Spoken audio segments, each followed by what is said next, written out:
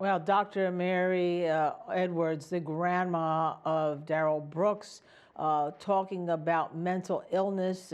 First, she expressed her condolences, her sympathies to the families who her grandson had hurt, which I thought was a good move, Lisa Lockwood, that she did that. And then she went on to make a plea again for mental illness. And again, I don't want to throw out the baby with the bathwater because, you know, Darrell Brooks, as we all know, is going to jail for the rest of his life.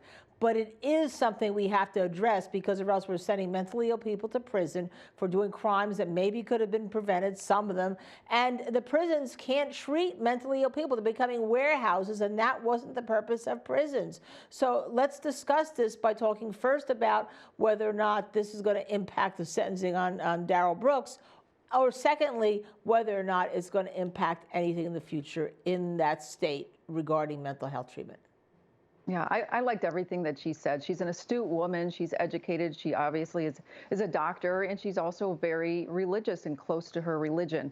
What she said that I found amazing and revealing is the fact that they knew at 12 years old that Darrell Brooks was suffering from bipolar disorder. And earlier we heard from the mother about him falling through the cracks and not getting the right help. So here we knew at 12 years old, we're dealing with somebody who has a disorder, and a family that proved to be supportive, even with grandmother, and he still wasn't able to get the help that he needed because he was in and out of jail. Prior to this happening in Waukesha at the parade, he drove over his girlfriend and hit her with a car, and he was released a month later, and then he went and took out a crowd of innocent people. So where did he fall through the cracks regarding the help when he was diagnosed at 12 years old within this family?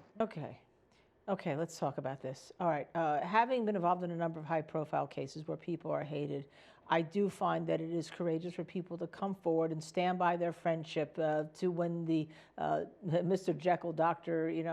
Jekyll, Mr. Hyde, when Mr. Hyde is the person that everyone hates. And so I applaud her, I give her credit, and applaud some of the good things that Darrell Brooks did back in 2013, 2014. But Lisa Lockwood, that's not where we are 10 years later. We're here where he did this horrible, terrible act, killing people, injuring people. An 8-year-old boy lost his life. But does it prove the point that maybe if he had treatment for those 8 years, he'd be the Darrell Brooks he was to Michelle Allworth, and not the Darrell Brooks he was to all the victims?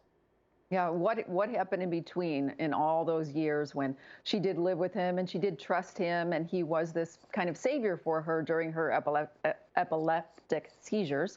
So, you know, she was says he was a saving grace. Is it possible that this person that we're all looking at as this monster has this dual personality? We talk about this, you know, bipolar, borderline, the list goes on. And now she even brings up a manic episode and he completely blacked out.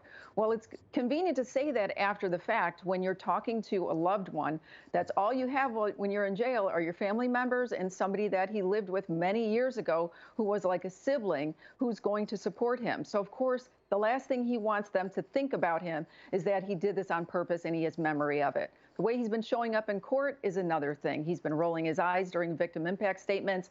He's been not paying attention and not showing remorse. I haven't seen it. The only tears that I've seen is when he talked about the incident and tried to tap his heart and say how sorry he was. And then obviously when family members are talking, because these are the people who will have his back forever. Yes, and Lisa Lockwood, let's go back to this. This is a terrible, terrible case. This is a case where he actually, if you watch the video, it is, you won't sleep. And I know you've handled a lot of things, we've handled a lot of things, but it's just one of those things that will stay with you. I'm sure it stays with the victims. I don't understand how this man gets up there and is allowed to talk forever without a time limit. Talk to me.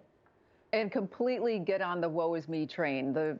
He's the victim. He's the victim over and over again. He's on social media. He's on every news station. He's the one that's on a daily basis for the last year. His face is being put out there.